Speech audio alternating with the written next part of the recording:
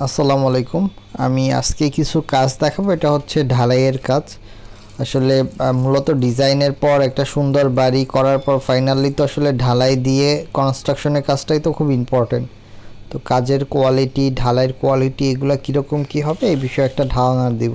কারণ আমি বাংলাদেশে বিভিন্ন জায়গায় যাই এবং দেখি মিস্ত্রিরা যে কাজগুলো করে তাদের ইচ্ছামতো আসলে ঢালাই করে রাখে, কোনোটার সঙ্গে কোনোটা মিল নাই এবং ইচ্ছামতো বালু খোয়া দিয়ে থাকে তাদের ইচ্ছামতো। আসলে এটা তো আসলে ইচ্ছামতো দিলে হবে না, এটা একটা তো ইঞ্জিনিয়ারিং সিস্টেম আছে বা একটা রেশিও আছে কোন সিস্টেমে আসলে দেওয়া হবে। এই যেটা যেটা আমরা করতেছি এটা হচ্ছে স্লাম ভ্যালু দেখতেছি বা স্লাম টেস্ট বলা হয়।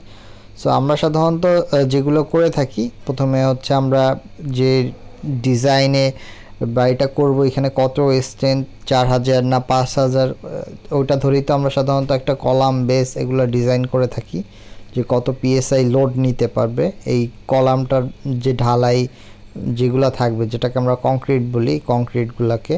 এটা হচ্ছে ব্লক।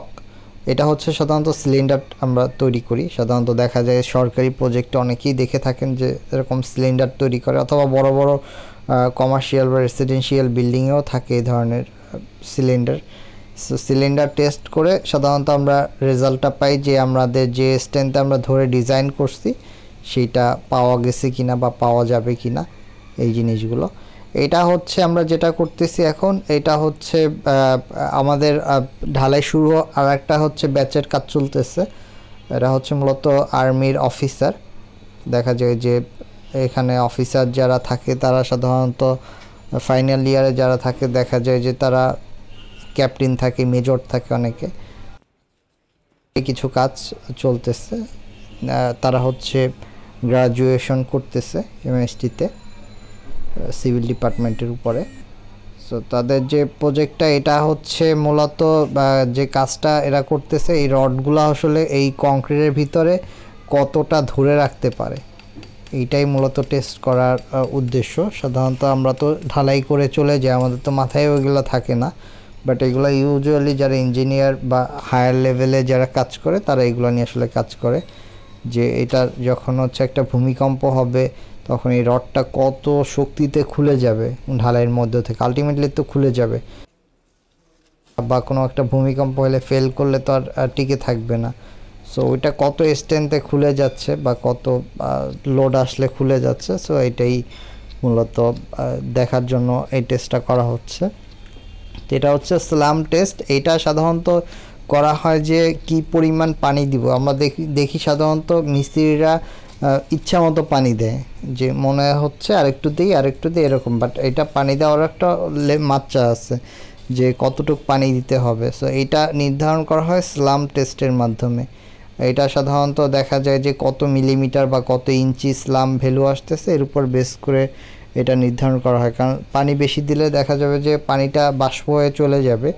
সো ওই পানির যে জায়গাগুলো থাকবে ওগুলো হচ্ছে ফাঁকা ফাঁকা থাকবে। পরবর্তীতে দেখা যাবে যে একটা ভূমিকম্প বা কোনো লোড আসলে ওই ফাঁকা ফাঁকাগুলো কানেক্ট হয়ে ফাটলটা চলে আসে। সো পানি সবথেকে কম দেওয়া ভালো, বাট নির্দিষ্ট একটা অ্যামাউন্টে তো দিতে হবে, না হলে হাইড্রেশন হবে না, অথবা আমি যে প্রপারলি কাজ করব কাজ করার জন্য আমি কাজ করতে পারবো না। সো এইখানে আসলে বিভিন্ন গ্রেডের পাথর রাখা হয়েছে, বিভিন্ন সাইজের। এইটা আসলে প্র্যাকটিক্যালি এইভাবে করা বা পসিবল না। প্র্যাকটিক্যালি তারপর আমরা বলে দেই যে কত সাইজের পাথর কিনলে কোনটা কত সাইজের কিনতে হবে, অথবা খোয়া যখন তৈরি করা হয় ইট দিয়ে সেটাও আমরা বলে দিই কত সাইজের খোয়াটা হবে। সো ওই অনুযায়ী হয়। এটা আসলে একটু বড় সাইজের, এটা 3/4 ডাউন বলা হয় এটাকে। এইটা খুব বেশি দরকার হয় না, এইটা কম দরকার হয়, দেখা যায় 25%। এই সাইজটা আসলে খুব বেশি দরকার হয়, এটা দেখা যায় যে 1/2 ইঞ্চির থেকে একটু বড়। সো এইটার সঙ্গে আসলে আর যেগুলো থাকে এগুলো হচ্ছে যে গ্যাপগুলো থাকে এগুলো ফিল করার কাজে ব্যবহার করা হয়। সো আমাদের এটা ল্যাবের কাজে আমরা সব কিছু প্রপারলি মেনটেন করেই করব। সো প্র্যাকটিক্যালি হয়তো বা হয় না, বাট কাছাকাছি হইলেও মোটামুটি আমাদের হয়। কারণ আমরা এটার ফাইনালি আমরা দেখাবো যে আমরা কত স্ট্রেংথের জন্য ডিজাইন করছি আর এবং কত পাইছি।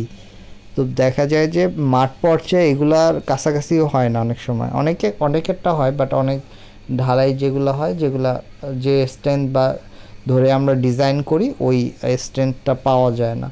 যেমন এটা আমরা মোটামুটি 5000 এর মতো 28 দিনে 5000 PSI স্ট্রেন্থ আসবে, এভাবে ধরেই আমরা ডিজাইন করি। এটা কিন্তু আমরা ফাইনালি 14 দিনই হচ্ছে প্রায় 8-9 হাজার পেয়ে গেছি। তো 28 দিনে তো আরও অনেক বেশি পাওয়া যাবে। সো এটাও আমি দেখাবো কিভাবে আমরা টেস্ট করি, সিলিন্ডার তৈরি করি, এই বিষয়ে একটা ধারণা দেওয়া হবে। সো আমরা সবগুলো মিক্সিং করে দিয়ে দিচ্ছি এবং আমরা পানির পরিমাণ খুব একটা বেশি দিব না, পানির পরিমাণ কম দেব, বাট আমাদের কাজের সুবিধার্থের জন্য পানি কম দিলে তখন দেখা যাবে যে আমাদের ক্যাম্পিং করতে অনেক কষ্ট হবে, অথবা ও কাজের ক্ষেত্রে এটা করা যাবে না। কাজ করার সময় দেখা যাবে যে খুব হার্ড কংক্রিটটা হয়ে দেখা যায় যে কাজ করা যাবে না, অনেক জায়গায় ফাঁকা ফাঁকা। তো সো এই জন্য আমরা হচ্ছে এখানে একটা অ্যাডমিক্সচার দিব, এই যে অ্যাডমিক্সচারটা সুপার প্লাস্টিসিস যেটা আমরা বলি, এটা দিলে দেখা যাবে যে আপনি দেখতে পাবেন যে এটা শুকনা থাকবে, বাট এই অ্যাডমিক্সচারটা দেওয়ার পরে জিনিসটা আস্তে আস্তে পানি ছেড়ে দিবে। সো এটাই হচ্ছে এই অ্যাডমিক্সচারের অ্যাডভান্টেজ। বাট বাজারে যেগুলো পাওয়া যায় বা আমরা অনেক সময় যেগুলো দেখি এগুলা খুব একটা কাজের না, এগুলো খুবই খারাপ অবস্থা। এগুলো আসলে এগুলো ওরা জানেও না, যারা এই যে ঢালাই দেয় ওরা এগুলো জানেও না। এই যে দেখেন পুরো জিনিসটা কিন্তু এখন শুকনা, বাট আস্তে আস্তে দেখবেন যে এখানে পানি কিন্তু খুব বেশি না, আস্তে আস্তে দেখবেন এটা কিছুক্ষণ পর পানি ছেড়ে দিবে। সো এটা যতক্ষণ টাইম নেই আমরা ল্যাবরেটরিতে, প্র্যাকটিক্যালি আসলে ওরা অতটা টাইমও নেয় না, তার আগেই ঢালাইটা ফেলে দেয় এবং ওরা জানেও না যে এটা পানি কমাই দিতে হবে। তো এরকম কিছু প্রবলেম হয়, বাট আমাদের কাজগুলোতে আমরা বলে দিই যে পানি কমাই দিতে হবে অ্যাডমিক্সচার দিলে, বাট অ্যাডমিক্সচার অনেক সময় ভালো অ্যাডমিক্সচার পাওয়া যায় না বাজারে, ওইটাও একটা প্রবলেম। তো যাই হোক, ফাইনালি হচ্ছে আমাদের এই যে ঢালাইটা সম্পূর্ণ হচ্ছে। মিক্সচার মেশিনে আমরা ঢালাই দেওয়ার চেষ্টা করি সবসময়, তাহলে মিক্সিংটা অনেক ভালো আসে। এইটা হচ্ছে প্র্যাকটিক্যাল ক্ষেত্রেও দেখা যায় যে আমরা বলে আসি যে ঢালাইটা মিক্সচার মেশিনে দেওয়ার জন্য।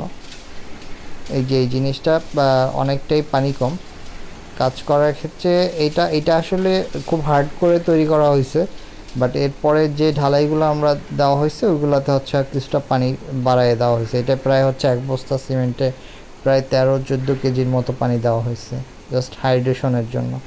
বাট প্র্যাকটিক্যালি হয়তো বা এটা আর একটু সফট করতে হবে, না হলে কাজ করা যাবে না এভাবেই। এই যে এটাও হচ্ছে মেনটেন করা হচ্ছে। প্রথমে দেখা হচ্ছে যে এটা যে আমরা যে পানি দিচ্ছি এটার কতটা স্লাম ভ্যালু আসে, এটাই টেস্ট করা হচ্ছে বা দেখা হচ্ছে। সো পানি খুব ইম্পর্টেন্ট বিষয়, আপনি পানি যতটা কম দিতে পারবেন আপনার ঢালাইটা তত শক্তিশালী হবে, এটা আসলে খুব একটা মেজর বিষয়। তো এইটা অনেকেই বুঝে না, এইটা মাথায় রেখে মূলত কাজ করতে হয়। মিস্ত্রিরা সাধারণত ইচ্ছা মতো পানি দিয়ে কাজ করে, এবং এই ঢালাইয়ের পরে সাধারণত আপনি আধা ঘন্টার ভিতর কাজটা শেষ করতে হবে, নাহলে দেখা যাবে যে ঢালাইটা সিমেন্টের শক্ত হওয়া শুরু করে দিবে, বাট যেটা করা মোটেও ঠিক না। এইখানে আমরা যেটা করতেছি সিলিন্ডার বানাচ্ছি, সিলিন্ডারগুলো বানানো হলে এগুলো আমরা টেস্ট করে দেখতে পারবো যে আমরা যে স্ট্রেন্থ ধরে ডিজাইন করছি ওই স্ট্রেন্থ পাওয়া যাচ্ছে কিনা। সো সিলিন্ডার বানানোর পর হয়তো একদিন পরে আমরা খুলে ফেলবো, খুলে এরকম ভিজিয়ে রাখবো, আমাদের এইখানে যেরকম আছে এরকম ভিজিয়ে রাখবো এবং এটা পরবর্তীতে টেস্ট করা হবে। এখানে অনেক সিলিন্ডার আছে, এটা সারা বাংলাদেশ থেকে বিভিন্ন জায়গা থেকে পাঠানো হয় আমাদের এই ল্যাবরেটরিতে, এবং এগুলো টেস্ট করে তাদেরকে জানানো হয় কি পরিমাণ এখানে। পরবর্তীতে হচ্ছে সিলিন্ডারগুলো শক্ত হয়ে গেলে সাধারণত আমরা 3 দিন, 7 দিন, 21 দিন বা 14 দিন, 28 দিনে আমরা বিভিন্ন টেস্ট করে থাকি যে এখানে কী পরিমাণ স্ট্রেংথ আসে। সো ওইটা যেটা আসবে ওইটা যদি আমরা দেখি যে হ্যাঁ আমরা যেটা ধরে ডিজাইন করছি এটা আমাদের যে ডিজাইনের থেকে বেশি আসতেছে, সো আমরা প্র্যাকটিক্যালি এটাই অ্যাপ্লাই করব। তো আমরা প্রথমে মেশিনে সিলিন্ডার দিয়ে দিই টেস্ট করার জন্য, এটাও দেখাবো। এটাও খুব মজার একটা বিষয় যে এটা পরবর্তীতে কিভাবে ভেঙে যায় বা পরের শেপটা কিভাবে আসে। সো এইটা মেশিনে দিয়ে দেওয়ার পর এই মেশিনে হচ্ছে আমরা ভ্যালুগুলো দিয়ে দিই, সিলিন্ডারের সাইজ, ওয়েট, এগুলো এবং পরবর্তীতে এইখানে লোড দিয়ে এই সিলিন্ডারগুলো ভেঙে ফেলা হয় বা ভেঙে যায়। সো এখানে ল্যাবে আসলে অনেক ধরনের সিলিন্ডার আছে, বিভিন্ন রকম সিলিন্ডার এবং বিভিন্ন জায়গা থেকে সিলিন্ডারগুলো সাধারণত পাঠানো হয়। সো বাংলাদেশের এইটা বিভিন্ন জায়গায় দেখা যায় যে হচ্ছে কলামের কোর কেটেও নিয়ে আসে। কোর কাটা বলতে হচ্ছে অনেকে বিল্ডিং করে ফেলে, বাট সে জানে না যে তার এইখানে কি পরিমাণ ঢালাই দিছে বা ঢালাই রেস্টেন্ট ঠিক আছে কিনা, ঠিক হয়েছে কিনা, সেগুলো সে জানে না। এই যে সিলিন্ডারটা ভেঙে গেছে। সো এইটা যেভাবে আমরা লোড আসছে ওইভাবে উপর নিচে দুইটা প্রেশার ক্রিয়েট করে এটা ভেঙে গেছে। সো এইটার রেজাল্ট এখানে চলে এসেছে, এখানে কত স্ট্রেন্থে ভেঙে গেছে বা কত লোড দিয়ে দেওয়ার পর ভেঙে গেছে। এবং এইখানে হচ্ছে অনেকগুলো আমরা সিলিন্ডার টেস্ট করলাম, এটা সবই রিপোর্ট আকারে চলে আসছে, যেটাও আমি দেখাবো যে এখানে কত পিএসআই আমরা মূলত পাইছি। এই যে সিলিন্ডারগুলো পুরো ভেঙে গেছে। আমাদের ঢালাইটা অনেক ভালো ছিল, মিক্সিংটা অনেক সুন্দর করে আসছে এবং রেজাল্ট অনেক ভালো আসছে। আমাদের হচ্ছে আমরা 5000 ধরে ডিজাইন করছিলাম, বাট আমরা প্রায় হচ্ছে 14 দিনে প্রায় হচ্ছে 7000 বা 8000 পেয়ে গেছি, যেখানে 28 দিনে হয়তো বা আরও অনেক বেশি পেয়ে যাব, হয়তো বা 9-10-এর মতো পেয়ে যেত। যে ফাইনালি হচ্ছে আমাদের ঢালাইগুলো খুব পারফেক্ট হয়েছে। এখানে আসলে অনেকগুলো সিলিন্ডার আছে, এখন হয়তো বা অনেকটাই পরিষ্কার আছে, এটা পুরো ভরে যায় মাঝে মাঝে, কারণ সারা বাংলাদেশ থেকে আমাদের ল্যাবরেটরি এমআইএসটিতে পাঠানো হয়, এটা কংক্রিট ল্যাবে। সো এটা ফাটার উপরেও আবার ডিপেন্ড করে, দেখে বোঝা যায় যে কিভাবে ফেটেছে। এইটা হচ্ছে একটা কোর কাটিং, এটা হচ্ছে কোনো ইয়া থেকে কেটে নিয়ে আসছে, কলামের থেকে কেটে নিয়ে আসছে। কারণ অনেকে দেখা যায় পরবর্তীতে প্রথমে এই ধরনের আসলে ঢালাই করে সিলিন্ডার টেস্ট করে ঢালাই করা উচিত, বাট অনেকে আসলে করে না। বাট পরবর্তীতে যখন সুবুদ্ধি হয়, এটা আমাদের প্রত্যেকটা সিলিন্ডারের রেজাল্টই চলে আসছে যে কত স্ট্রেংথ পাওয়া গেছে।